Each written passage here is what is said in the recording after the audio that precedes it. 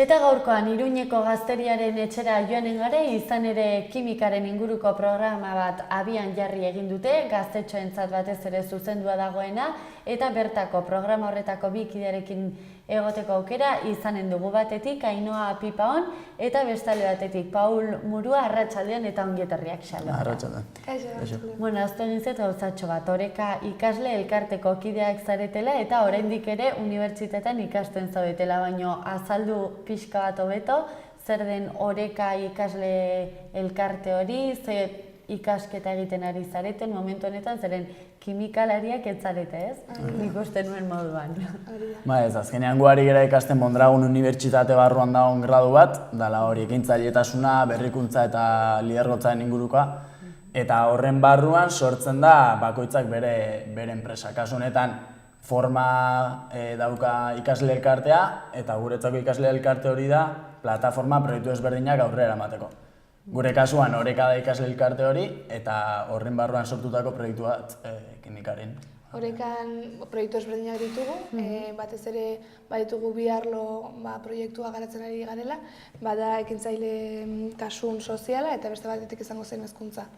Orduan hezkuntza maila bat dakagu kimikaren programa, orain dela urte bat hasi ginela, eta hor gaude. Oso, nino iziritsi zineten gazteriaren etxera Iruñera, eta hori programa hau abian noiz jarri zenuten, ja dagoeneko jarri duzu, eh? Hori da.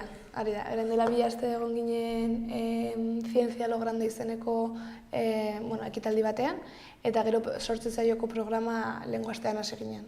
Orduan, asteburu honetan, larunbat arratsaldean, bigarren saioa izango dugu. Egia da erlazioa sortu zela, orain dela urtebete. Orain dela urtebete ja izan genuen saio bat berarekin, asko gustatu zitzaien, eta aurten ja jarri egon martxan programa luze hori. Azaldu guztu, zer da kimikarin proiektua? Izen hori du, ez? Hori da. Kimikarin. Kimikarin, ume eta gazteekiko, ume eta gazteak beraien kuriositatea pizteko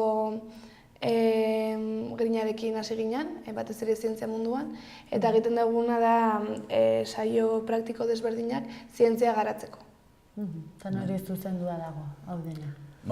Guk egia esan daukagu bai desberdindua 5, 10, 11 urte arteko sektore bat, eta gero 11, 12 urte artetik 16 urte arte. Kasu honetan programa luze hau Iruñakoa dago enfokatua oso 12, 16 inguruko mentzako. Bigarren saioa duzue larunbata honetan, oraingoz nola jarri duzue praktikan proiektu hau? Zer egin duzu orain arte?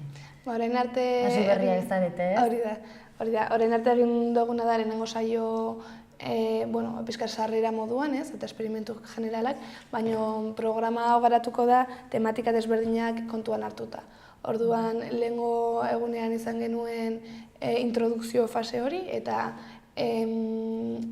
hurrengo programa, larun batean, izango duguna da zientzia eta beren handitasuna. Orduan, esperimentuak pixka bideratuta daude handitasun hori ulertzeko eta bizitzeko. Eta nola lotu duzu ikastetxe, institutuekin, nola egiten zoka, larun batetan izaterako orduan, nola egiten da? Orain arte, egia da gero ekienula, gero bestela azaldezako, baina ekienu momentu bat Txinan egon ginela, honekin lanean, baina daramagun urtebetean bete egin izan dugulan hori udaletxeen ekitaldietan, gaztelekuetan, horrelako ekintzetan. Bai hurrengo pauso daukagu, estraeskolar gisa eskoletan sartzea ikuste dugulako mentzako oso interesgarria dauka. Orain arte saio irekiak daude, orduan mundu guztia gonbidatuta dago, bai dakagolako konexioa ikastetxeekin, baina saio irekiak daude. Eta zein da zuen helburu nagusia honen bidez? Gure helburu nagusia izango litzateke zientziari praktikotasun hori ematea, eta umeek baita ere zientzia familia... Interesgarria aurkitzea. Azkenean gu bere... Zaten ez erresa, ez? Hasi ginenean hori ikusten genuen, ez? Zientzia askotan zela klasiko fisika eta kimika klaseak, teoria pura edura, eta jazta. Eta hori azkenean umentzako ez da... Erakargarria, ez da erakargarria. Eta unak genion alde erakargarri hori eman. Orduan bai sartzen ditugula base teorikoak eta saioetan, baina beti ere praktikoak egiten. Azkenean teoria jakiteagatik Ez dugu erakargarri ikusten eta hori da kontua. Pixka gerturatzea zintzea umei. Hori da, eta gero oso argi geneukan hori baita ere zela plataforma bat beste balore batzuk aurrera eramateko, ez? Ikusten genuen zientzia beharrezkoa zala eta etorkizunari begira umeak eta gazteak formatuak egon behar direla, baina aldi berean gu balore pertsona batzuk ditugu eta hori baita ere saioetan aurkitzen da. Eta izango litzateke alde batetik kooperazioa, beti talde lanean egiten dugu lana, beste alde batetik izango zen kuriositate eta esperimentazio puntu hori, orduan umeak eta gazteak askatasuna izatea frogatzeko, experimentatzeko, okertzeko eta prozesu hori bizitzeko. Eta hirugarren non, beste hirugarren ez? Kuriositatea, eta hirugarrena... Ez ikusten ekarri gelditu dela. Dena den, nondik etorri zaizu ekintzaileak zareten aldetik, hor badakigu abanik hori oso zabala dela, egia esan gauza askotan aritu zaitezkete, baina kimikagatik zergatik jarri zenuten zuen ardatza kimika, nondik datorkizue ideia hori? Orain dela urte bat ikusi genuen hezkuntza mailan zientzia munduan behar bat zegoela eta zientzia umeengan eta gazteengan gerturatu behar genuela. Eta gero baita ere ezagutzen genituen kimikako ikasleak eta ikusten genuen hor puntu komunak genituela eta puntu horretatik hasi ginen. Bai, abia puntua zen hori ikusten genuen hori beti gurasoak, familiak, lagunak, beti umeak instrumentua jotzera edo kirola egitea edo arte tailerrak edo bazen, baina zientziaren inguruko ekintzarik edo aktibitaterik ez zegoela, ez? Hortik abia puntua hori hartuta, esan hemen buelta bat emango diogu eta gainera hori genituen gertukotasunak ere bai lagunak, fisika ikasleak, kimika ikasleak, denetarik. Hora, harreman estua izan duzue beraiekin proiektua egiterako orduan? Claro, hori ikusten genuen gu teorikoki ez ditugulako ezagutza eta behar genuen baita ere profesionalki edo karrera garatzen ari zuten pertsonekin elkarlan hori egitea. Orduan, gu egia da metodologia garatzen dugula eta saioak programak gu garatzen ditugula, baina baita ere ezagutza beraiek ematen dute, ez? Eta baita ere esperimentu baten atzean dagoen teoria puntu hori eta esplikazioak beraiek garatzen dute. Claro, ezagutza hori gabe, ez? Horra ez bai, lehen aipatzen genuen bi talde txoiek, ez? 5, 10, 11, 12 urte artekoak eta 12, 16, bai txikienekin egiten ditugun esperimentua dira oso bisualak, baina askotan oso simpleak ere. Etxeko materialekin gauza pare bat. Orduan horrekin bai, kimikoen beharra ere ez daukagu. Azkenen base teoriko hori guri pasatzen dute, baina gero bai, 12-16 urte artekoekin egiten ditugu beste esperimentatzu, sartzen ditugu beste produktu batzuk, arrisku puntu hori badauka gaituta, orduan bai kimiko horrekin kontatzen dugu beti. Eta gazteriaren etxean nola iritsi zarete? Egon zarete Euskal Herriko beste leku batzuetatik, orain Iruñera etorri zarete edo zein izan da zuen ibilbidea? Hori, Iruñarekin aurreko urtean ja hasi ginenetik erlazio hori sortu zen eta beti izan dugu gertukotasun hori eta gero egia da Euskal Herri mailan egon gerala bai Bergaran, bai Iruran, Tolosan ere egon gera, aurten ere errepikatuko gu Tolosan, beste nun Andoainen ere Bilbao, Donostian udan baita ere egon ginen. Orduan ikusten genuen gu ofizinak edo Irunen ditugu, baina bai Euskal Herri mailan holako mugitzeko nahia genuen, ni hemen Iruñekoa naiz, orduan Nafarroa eta Gipuzkoa aldean mugitzen gea. Eta beraz, Iruñera nola iritsi zineten, udalarekin harremana izan? Hori da, udalarekin egon ginen hitz egiten, zeintzuk ziren beraien beharrak, eta orduan bion artean sortu genuen baita ere programa, bere nahiak eta gure nahiak baita ere kontuan hartuta, eta beraiei esker baita ere aurrera eraman dago hau. Eta horra ni Donostikoa izan da asko etxetikan, baina Ainoa Iruñaldekoa izan dira, beti Iruñaldean asko betitzen da. Osangi alde horretatik ikusten da harrera ona, ez? Egin dizuetela. Bai, eta gainera lehenengoa egin genuen lehenengo urtean proiektu piloto hori, eta baita bion aldetik ikusi genuen erantzun positibo bat izan zuela, eta horregatik aurten programa askoz ere luzeagoa egin dugu, ez? Eta garatu dugu, eta guretzako baita ere hori izan da oso interesgarria, azken finean programan parte hartuko duten gazteak bizipen guzti hori biziko dute gurekin, ez? Ez da saio bat, baizik eta 8 saio. 8 saio, bigarrena daukazu larunbata honetan, beraz, noiz arte egonen zarete, hemendik, Iruñean? Maiatzak arte. Maiatzak arte. Bai, aste santua. Aste santua ningo dugu deskantxo hori, azkenen batzuk oporretara, eta ezakiz eta hori baina bai, maiatza bukaera arte. Osongi, bestalde, aipatu diazte hori nazioartean ere praktikatzen dela, edo, bueno, bintzat praktikan jartzen dela, ez? Proiektu hau ikusi duzue beste nun baiten, egon zarete hau abian jartzen duten jendearekin, aipatu duzu Txinan egon zaretela, ez? Bai, Txinan egon agea eta gaude baita ere. Bai, azkenean, hori, unibertsitatearen kontuagatik eta urtero daukagu, 4. mailan izan ezik daukagu bidai bat, eta 3. mailako bidai hori da, bai Txina eta bai India. Orduan egiten dira 3 hilabete eta erdi, bi lurraldetatik pasata. Eta Txinan egia da, India baino harrera hobeagoa izan genula, Indian ere jarri genuen, baina etzan nahikoa konsolidatu, etzan hor gelditu, baina Txinan oso ondo juntzitza egun, harrera izan zen izugarria, eta bantxe bertan bi taldekide ditugu Txinan proiektu hori garatzen. Orduan, horretaz oso harro gaude, ez? Bai hemen eta bai Txinan daukagula gu sortutako proiektu bat martxan.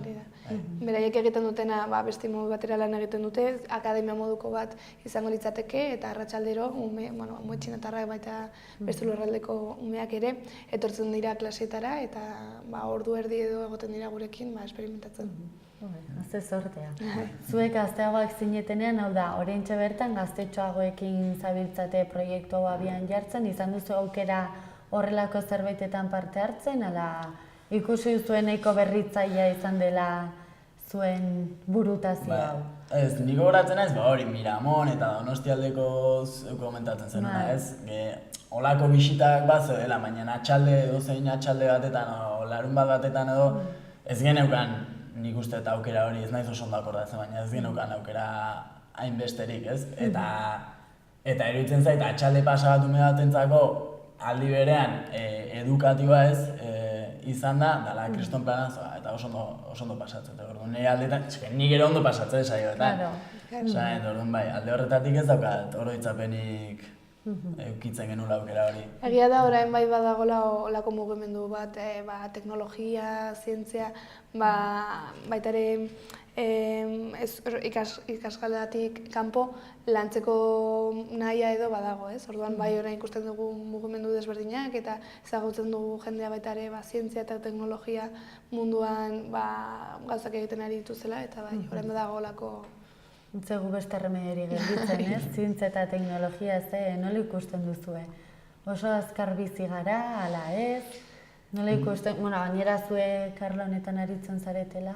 Ez, azkenean nik uste dut ere, gehien bat nik uste teknologia mundua ere, oain dauden berrikuntza teknologikoen inguruan harta, nik uste dut zangoa laurono pausua, ez? Nik uste dut askoz gehiago baloratuko dela, oain esate dute psikologo gehiagi daudela ingeniere batentzako, esate dute 3 psikologo ingeniero bakoitzentzako.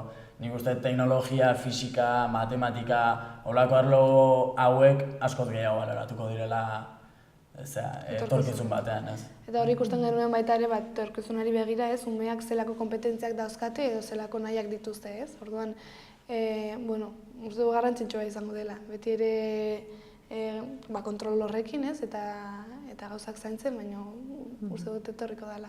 Mintzatate hau irekitzea, ez? Hausnarketa pixka bat eginez, ez zaizu iruditzen teknologiari gehiegi begiratzen diogula eta gizakiari gutxiegi? Zer uste duzu horri buruz?